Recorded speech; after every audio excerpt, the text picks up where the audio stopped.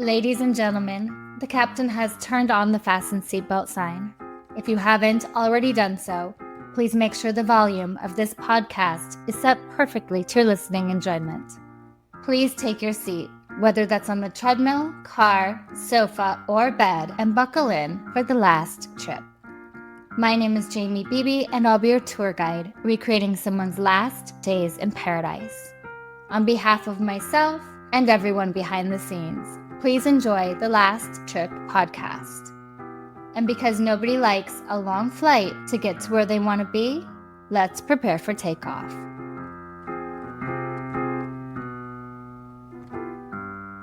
Tom and Eileen Lonergan set off for what should have been an unforgettable day diving the Great Barrier Reef. Clear skies, calm waters, and a boat full of tourists just like them. But when the dive boat returned to shore, no one noticed they were missing. Not at first. Not for 2 whole days.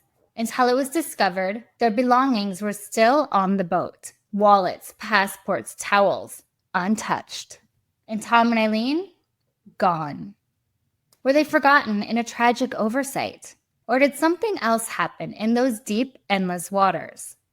Their disappearance triggered a massive search, sparked global headlines, and left behind a string of disturbing clues. A diver's slate scrawled with a desperate message, a torn wetsuit washed up weeks later, and eerie diary entries that hinted at something darker beneath the surface. No bodies were ever found. No final answers ever confirmed.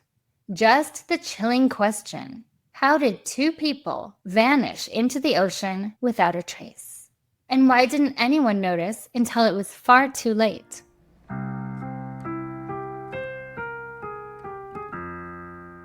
Before we dive into the lives of Tom and Eileen Lonergan, let's take a moment to explore the incredible backdrop to this story.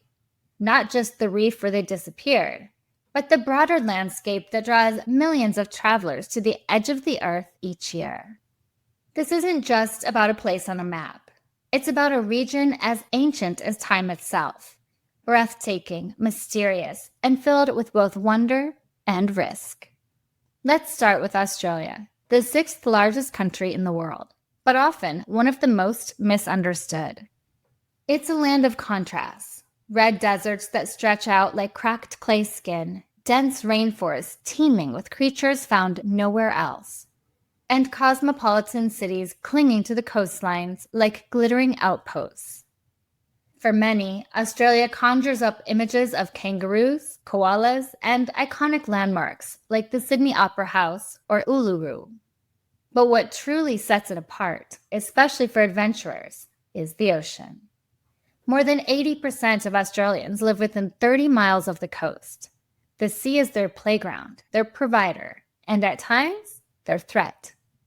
Off the northeastern shore of the state of Queensland lies one of the planet's most astonishing natural phenomena, the Great Barrier Reef, a marvel so vast and complex that astronauts can spot it from the International Space Station. Stretching over 2,300 kilometers, that's about 1,400 miles, the reef consists of more than 2,900 individual reefs and 900 islands, spanning an area roughly the size of Italy. To put that into perspective, it's the largest living structure on Earth.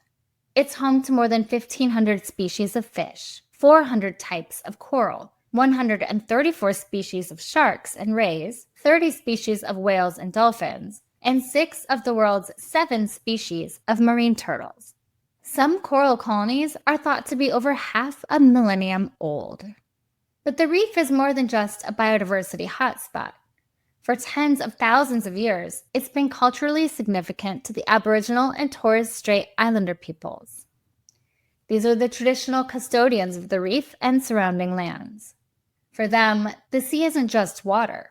It's a sacred realm tied to creation stories, songlines, and ancestral knowledge passed down through generations. In modern times, the Great Barrier Reef has become a bucket list destination for millions of tourists. Snorkelers, divers, photographers, biologists, sailors, all drawn here by the dream of plunging into that electric blue water and seeing the world beneath the surface. Coral canyons glowing with color, sea turtles drifting like lost astronauts, schools of shimmering fish moving as one. And nestled within this aquatic cathedral is St. Crispin's Reef, a jewel of the outer reef, located approximately 38 miles off the coast of Port Douglas, a small tropical town that acts as a launch pad for many reef excursions.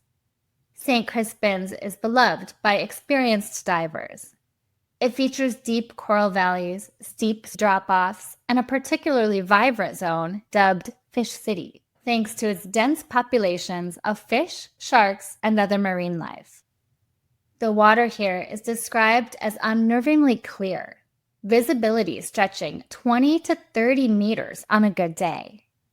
Divers glide past towering coral bommies, labyrinths of plate coral, and fans waving gently in the current like submerged flags. Mostly harmless reef sharks are common visitors, slipping silently through the blue like ghosts. Giant clams the size of bathtubs nestle in crevices, and the colors, so vivid and saturated, feel like they belong in a dream. But this beauty is also remote, wild, and fragile. That stretch of water lies within the Coral Sea, a body of water bounded by the Great Barrier Reef to the west and the Solomon Islands, Vanuatu, and New Caledonia to the east. It's historically significant. It was the site of the pivotal Battle of the Coral Sea during World War II, the first naval battle in history where opposing ships never actually saw each other. And today, while the battles have changed, the Coral Sea remains a site of high-stakes ecological protection. The Australian government declared the Coral Sea Marine Park one of the largest protected marine areas in the world, an effort to preserve its unique habitats and the life they sustain. Tourism in this region is enormous. Each year, more than 2 million people visit the reef. They bring economic opportunity, contributing over $6 billion annually to the Australian economy, but also risk. Increased traffic, pollution, sunscreen runoff, careless diving practices, and of course, climate change has taken its toll. The reef is under threat. In the past 2 decades, massive coral bleaching events have damaged significant portions of it. Rising sea temperatures and acidification continue to jeopardize its survival. And yet, there's still hope. Conservation groups, indigenous communities, scientists, and eco-conscious travelers are working together to save what remains and rebuild what's been lost. As you drift over St. Crispin's Reef, or any part of this underwater wilderness, you feel a sense that this place is ancient, alive, and watching. It's the very allure of this setting, the remoteness, serenity, and surreal beauty that made it such a dream destination for Tom and Eileen Lonergan. It's easy to understand why they went there, why anyone would.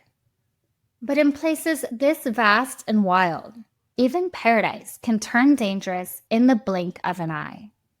So if you ever find yourself preparing to dive into this blue world, remember this story. Appreciate the beauty, yes, soak it in, but never forget where you are. The ocean doesn't keep lists, it doesn't keep score, and sometimes it doesn't give second chances. And now that we've explored the breathtaking beauty and hidden dangers of the reef where it all happened, let's take a few steps back from the water. Because before they were the couple lost at sea, before the headlines, the theories, the court cases, Tom and Eileen Lonergan were just 2 people, curious, adventurous, full of life, who had no idea that their names would one day become part of Australia's most haunting mysteries. So let's rewind and meet Tom and Eileen.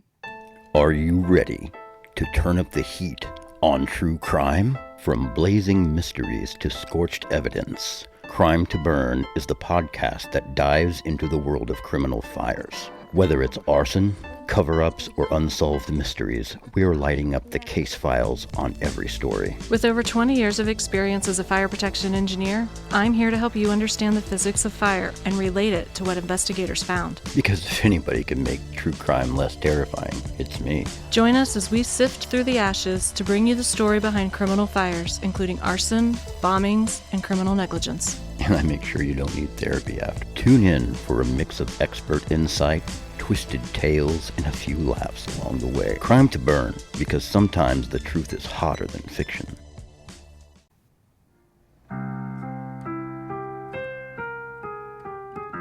Before they became the center of one of the most haunting maritime mysteries in modern history, Tom and Eileen Lonergan were simply two young people in love. Idealistic, adventurous, and deeply committed to making a difference. Tom Lonergan was born on December 28, 1964. He grew up in Baton Rouge, Louisiana, and from a young age he was known for his introspective nature. He wasn't loud or flashy. He was thoughtful, observant. He loved the ocean, books, and philosophy. He was the kind of person who quietly noticed everything and didn't say more than he needed to. Eileen Cassidy Haynes was born March 3, 1969, also in Baton Rouge. She had a bright spark, intelligent, kind, with a quiet strength that made people feel at ease around her. Eileen studied geology and spoke fluent French. She had a deep love for nature, a passion for education, and a fearless sense of curiosity. She was a planner, a doer, and she had a gift for finding joy in simple things. The two met at Louisiana State University, and from the beginning, they just clicked. Different in some ways, but perfectly balanced in others. Friends described them as inseparable, a team. They married in June 1988 in Jefferson, Texas. The wedding was a bright and happy affair, with friends and family having no doubts the couple would be able to stand the test of time. They started a life built not around material things, but around meaning, around service, around the idea that they could make the world a little better together. Eileen had long dreamed of joining the Peace Corps, and that dream became a shared mission when, in the early 1990s, the couple volunteered to serve in the South Pacific. They were stationed in Fiji, teaching science to school children, building relationships in small island communities, and living simply, off the grid, far from home, and happier than ever. The South Pacific wasn't just a backdrop to their lives. It was something they embraced completely: the culture, the water, the solitude. Friends and fellow volunteers described them as vivacious, generous, and possessing a healthy sense of humor. A couple whose bond was as strong as their commitment to service. And it was during this time that scuba diving became more than a hobby. It was a shared passion, a way to feel alive and present, a way to explore the unseen. By 1998, Tom and Eileen were nearing the end of their Peace Corps service. They were preparing to head back to the U.S. to begin graduate school. And Tom planned to pursue a master's in education and Eileen in marine biology. But before that next chapter, they wanted one last adventure: a trip to Australia's Great Barrier Reef. So they booked a spot with a small company called Outer Edge, planning to visit the remote St. Crispin's Reef, known for its vibrant coral, clear waters, and abundant sea life. It was supposed to be a vacation, a celebration, a quiet exhale after years of service. The day of the dive, they brought their own dive logs, their own equipment. They were experienced, with more than 80 logged dives each. And they weren't careless thrill seekers. They were calm, capable, respectful of the ocean. And that's where their story, at least the part we can confirm, begins to drift into silence.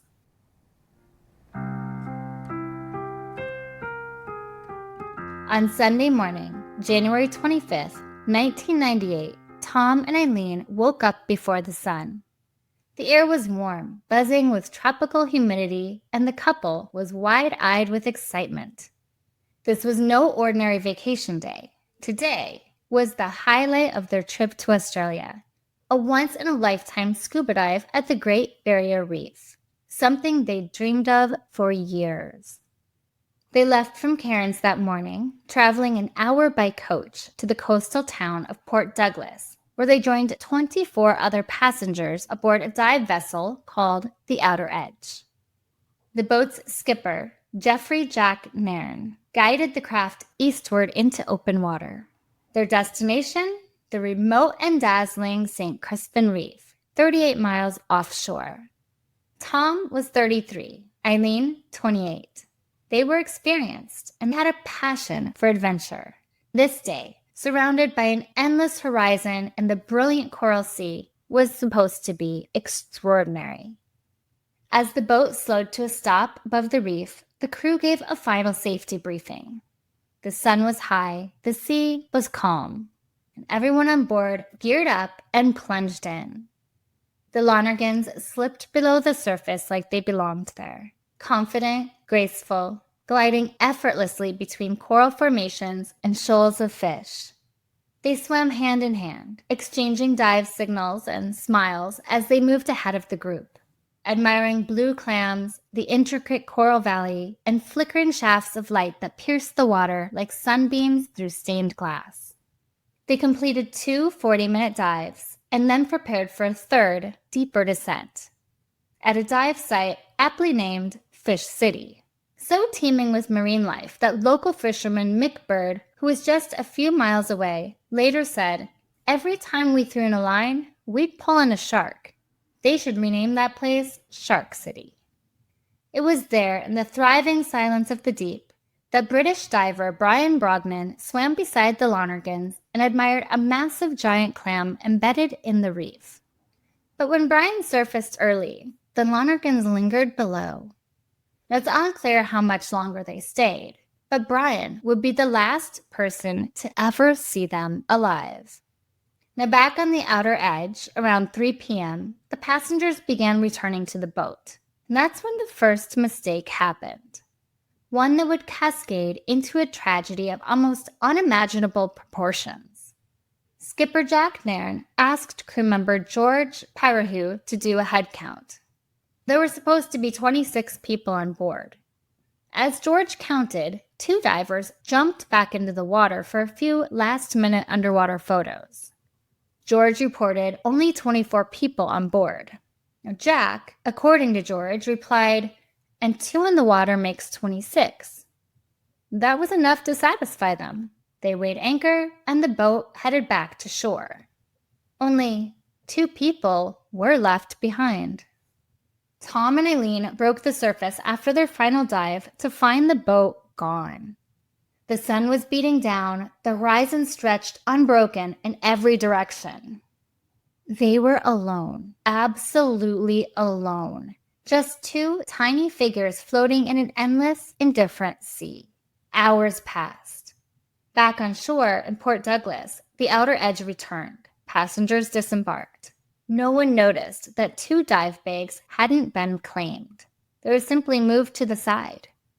Astonishingly, even though a post-dive equipment check showed that 2 air tanks and 2 weight belts were missing, no alarms were raised.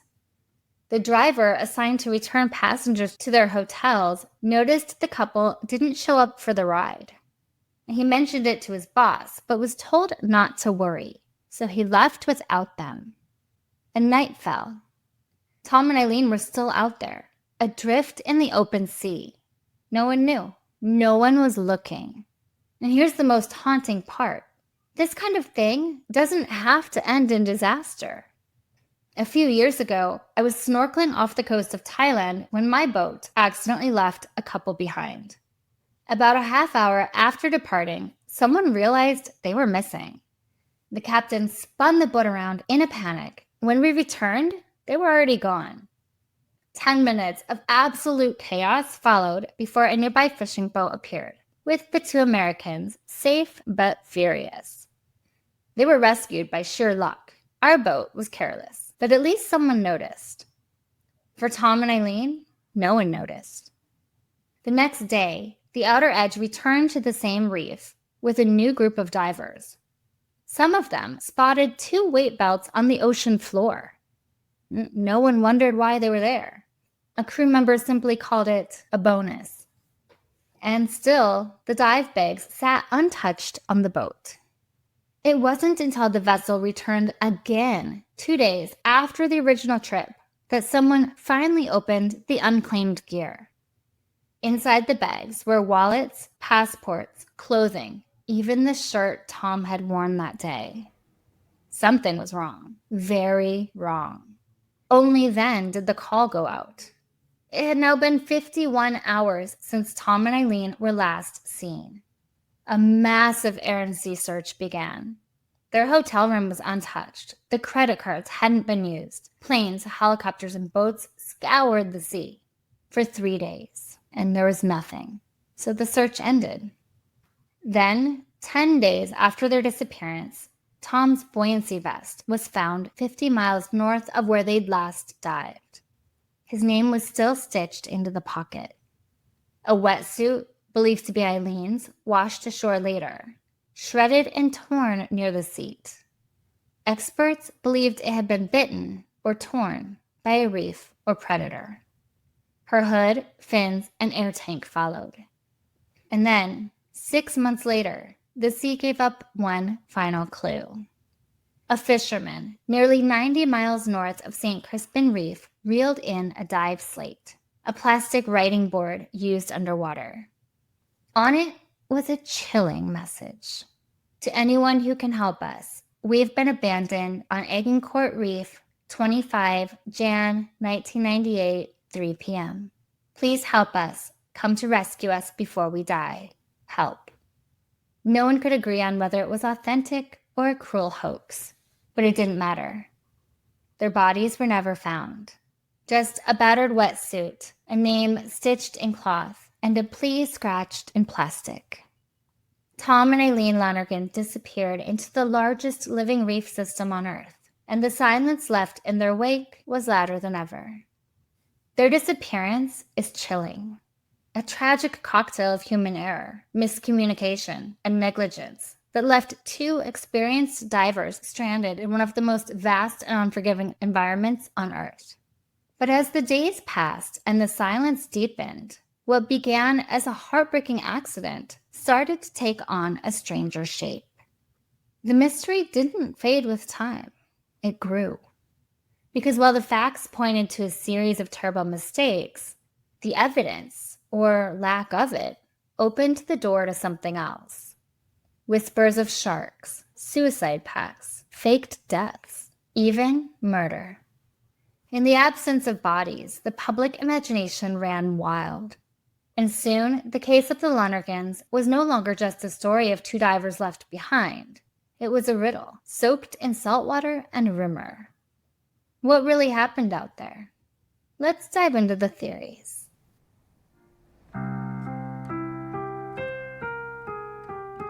Like most unexplained disappearances, the case of Tom and Eileen Lonergan quickly began to collect theories like debris in a tide. At first glance, it seemed simple, a tragic accident, the kind of unthinkable mistake that could only happen in the vast open water. But as more details emerged, that clean narrative began to blur. And the question began to shift from what happened to what if something else did? The most immediate suspicion, of course, was negligence. The facts were damning. A head count gone wrong, equipment left unaccounted for, a crew that returned to port without realizing 2 passengers had never come back aboard. Could all this really be chalked up to human error? Or was there something deeper at play? Not just a failure in protocol, but something more deliberate. Soon, whispers of a stranger theory began to rise. That maybe Tom and Eileen Lonergan hadn't been victims at all. Maybe they had staged their own disappearance. Now, that idea wasn't exactly pulled from thin air.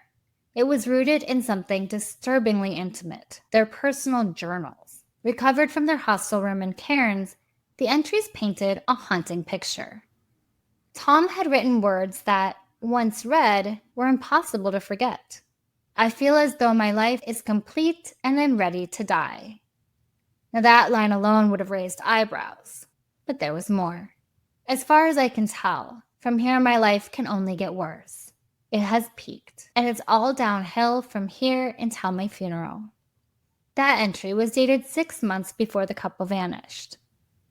Eileen's diary added another layer of unease. She'd written about Tom's growing fixation with death, saying he wished for a quick and peaceful death, and that he carried out what she described as a death wish. Tom's not suicidal, she wrote, but he's got a death wish that could lead him to what he desires, and I could get caught in that.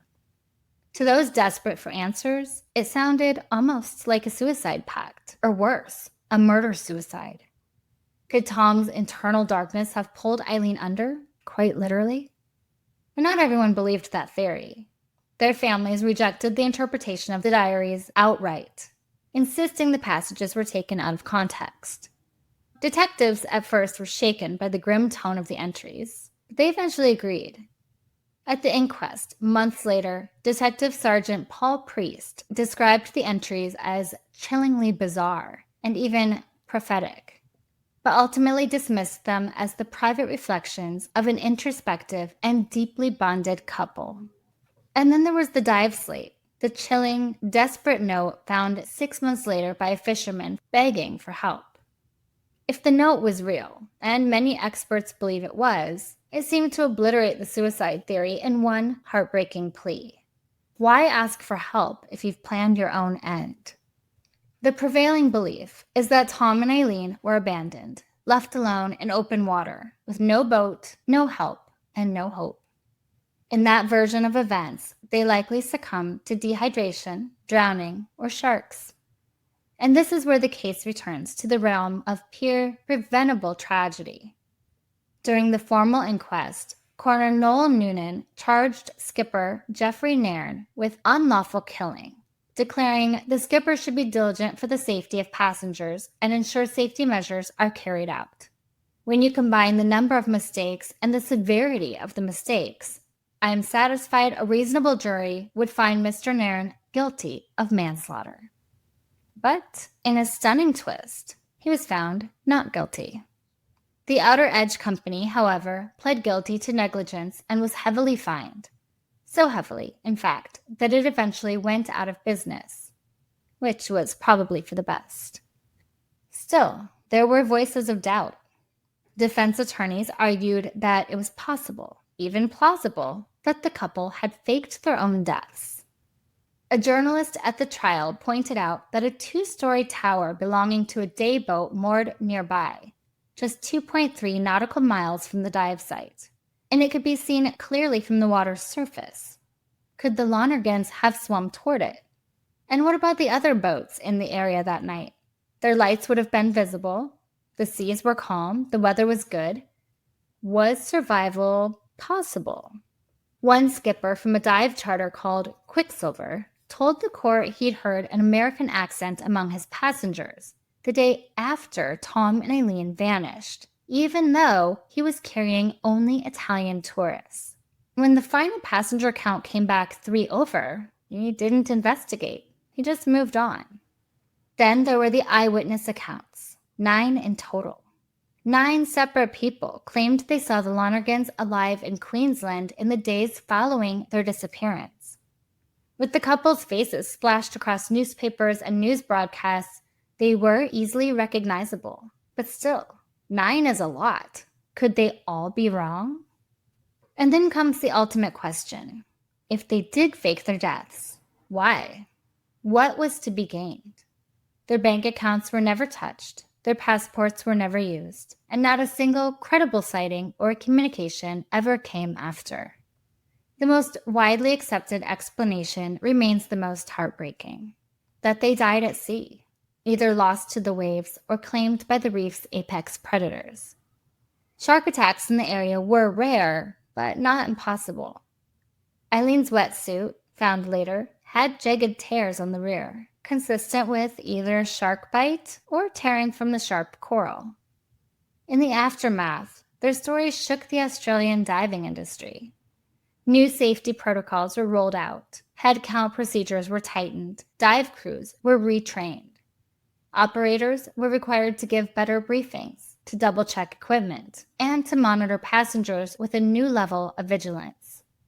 The ocean would always be dangerous, but the human failures that led to the Lonergans' disappearance could no longer be ignored.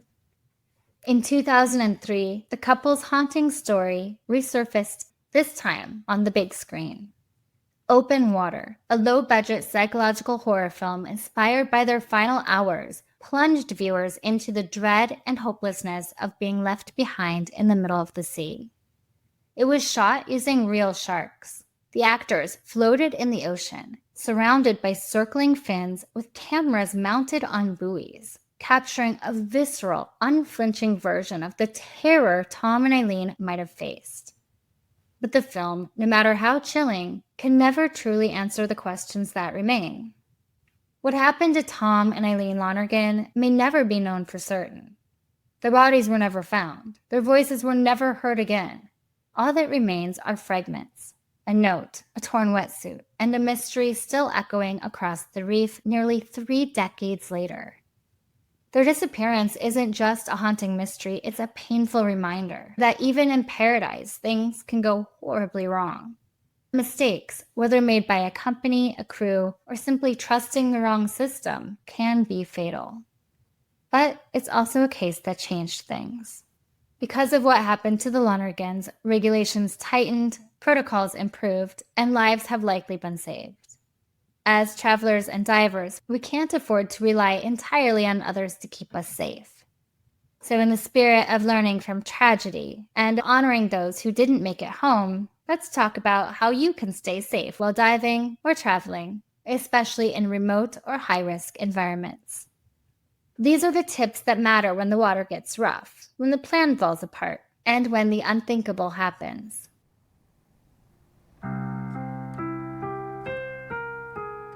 When we think of scuba diving in Australia, we think of turquoise waters, vibrant coral reefs, and the chance to drift weightlessly through one of nature's greatest wonders.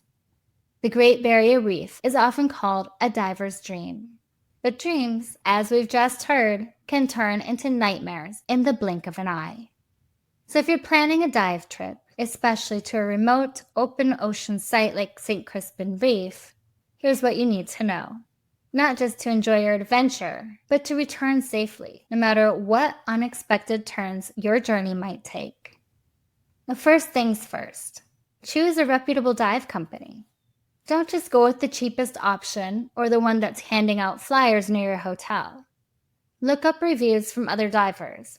Find out if the company has a clean safety record, certified dive professionals, and strict protocols for head counts, emergency preparedness, and diver tracking. Now, in Australia, particularly in Queensland, regulations have tightened considerably since the late 1990s. Dive operators must now conduct multiple head counts, use diver check-in boards, and brief passengers thoroughly before each dive. Still, not all operators are created equal.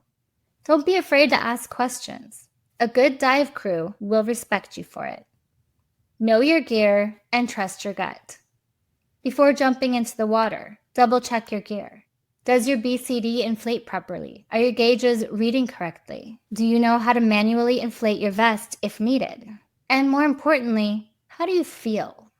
Don't dive if you're overly tired, anxious, or not comfortable with the depth or conditions.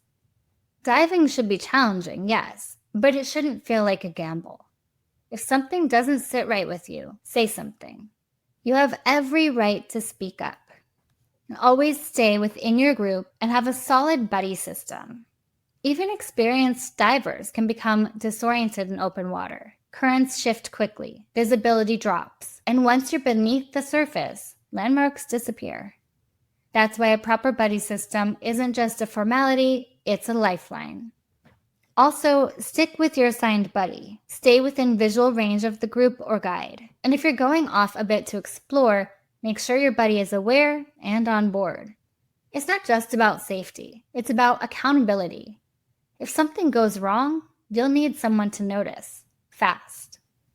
Let's get practical with equipment. One of the simplest and most effective pieces of safety equipment a diver can carry is a surface marker buoy, or SMB, a brightly colored inflatable tube you release on a reel when you begin your ascent. It signals to the boat where you are, and it's critical when diving in areas with strong currents or heavy boat traffic. A whistle or dive alert, an air-powered noisemaker attached to your BCD, can help signal the boat if you're left on the surface. In Australia's vast waters, where visibility from the deck may be low, these tools can save your life. If you're serious offshore diving, consider carrying a personal locator beacon, or PLB. It's a compact GPS device that sends a distress signal via satellite.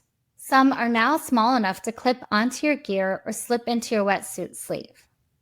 Now, let's talk about worst case scenario, being stranded at sea like Tom and Eileen. If you surface and realize your dive boat is gone, stay calm. Panic will zap your energy and increase your risk of drowning. Inflate your BCD or use your snorkel to conserve air. Raise your arms and signal in case the boat is still nearby. If you have an SMB or reflective gear, get it above water. Group together with other divers if you're not alone. That way, you're easier to spot. If there's a visible current, try to drift with it, not against it. And if you can see any landmass, mooring tower, or boat in the distance, make a slow, steady attempt toward it, but only if you're sure the conditions allow. Exhaustion is a killer in the water. And what about sharks? Yes, they're there, especially around reefs like St. Crispin. But here's the truth. Sharks don't want to eat people. Most attacks happen because a shark mistakes a swimmer or diver for prey, and most of those occur near the surface at dusk or dawn, or when there's blood in the water. If you're stranded and spot a shark, avoid erratic movements. Stay vertical if possible, and keep your eyes on it. Sharks respect other predators, and they often lose interest when they realize you're not a flailing fish. But safety starts before you even get on the boat. Tell someone on land your plans, the name of the company, the site you're visiting, and what time you're expected back. Whether it's your hotel concierge, a friend, or someone back home, it matters. Because if you go missing, timing is everything. The Lonergan's absence wasn't even noticed until days after the boat docked. Their bags sat untouched, their shuttle ride never claimed, and no one asked the question until it was far too late. Don't rely solely on the dive crew to keep track of you. Give yourself a backup safety net. Scuba diving is one of the most exhilarating, humbling, and awe-inspiring ways to experience the planet. But like any true adventure, it comes with real risks. The ocean is powerful, unforgiving, and it doesn't care how much you paid for your tour. The story of Tom and Eileen Lonergan isn't just a tragedy. It's a call to awareness. A reminder that even the most picture-perfect moment can slip into survival mode without warning. Being prepared, having the right equipment, asking the right questions, trusting your instincts can make all the difference. Because once you're 38 miles offshore, no one's coming unless they know you're missing. And by the time they do, the sea may have already taken its final breath. So dive in, explore, get lost in the reef, but not forgotten in it.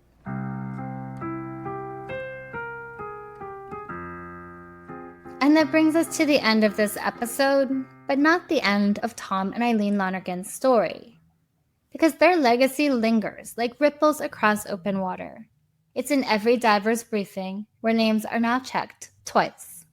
It's in the safety protocols, the head count systems, the emergency signals, the quiet voice in the back of your mind reminding you to double check your gear, and to watch the person next to you.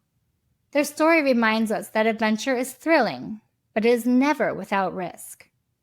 And that even in the most beautiful bucket list destinations in the world, accidents, negligence, and tragedy can happen in a moment of oversight.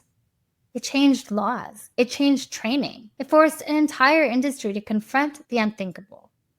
That two people could be forgotten in the middle of the ocean and simply vanish into the waves. We may never know what happened in those final hours. Whether Tom and Eileen were hopeful or terrified. Whether they tried to swim toward lights on the horizon or clung to one another in the dark, knowing the odds were slipping away. But here's what we do know. Safety isn't just a personal responsibility, it's a shared one. It's the dive buddy who doesn't ignore a missing check-in. It's the crew member who counts twice instead of assuming. It's you, asking questions, staying alert, not just for yourself, but for the strangers standing beside you, getting suited up for the dive of their lives. So if you take anything away from this episode, let it be this. Pay attention, speak up, be the one who notices. Because sometimes the smallest action, a second look, a quick question, a tap on the shoulder, is what stops tragedy in its tracks.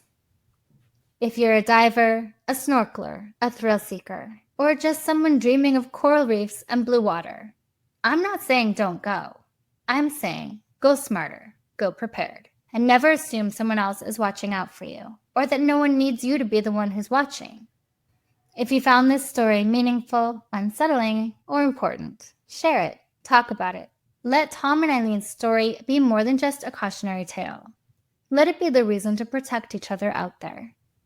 Until next time, wherever your travels take you, stay curious, stay safe, and never take your eyes off the surface.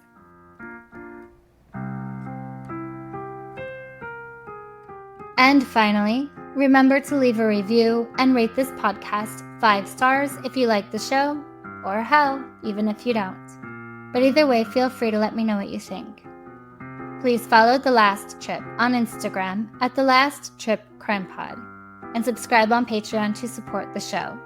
You'll get extra research, videos, photos, and updates, and even learn more about my personal travels. That's patreon.com/thelasttrippodcast. I'm Jamie Beebe, bringing you your last trip and signing off until the next one. Thanks for listening.